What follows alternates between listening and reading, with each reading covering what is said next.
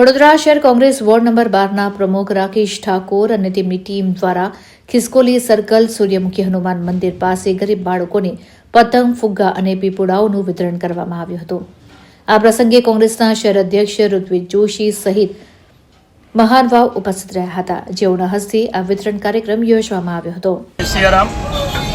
આજે તારીખ 11 જાન્યુઆરી 2025ના શનિવારના રોજ સૂર્યમુખી હનુમાનજી મંદિરનું જે યુવક મંડળ મારા વોર્ડ નંબર 12ના પ્રમુખ યુવાન પ્રમુખ ભાઈ શ્રી રાકેશ ઠાકોર અને એમની ટીમ દ્વારા આમ તો દર શનિવારે અહીંયા ગરીબો માટે ફ્રીમાં નાસ્તાની વ્યવસ્થા કરવામાં આવે છે, પ્રસાદીની વ્યવસ્થા કરવામાં આવે છે.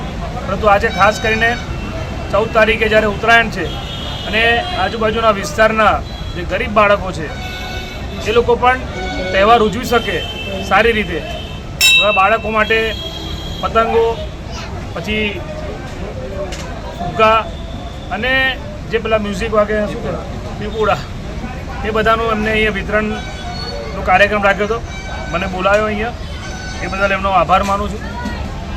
સાથે બીજા સામાજિક આગેવાનો પણ હતા અને બહુ જ ભગીરથ કાર્ય ભાઈ શ્રી રાકેશ ઠાકોર અને એમની ટીમ દ્વારા કરવામાં આવે છે. દર શનિવારે કરે છે.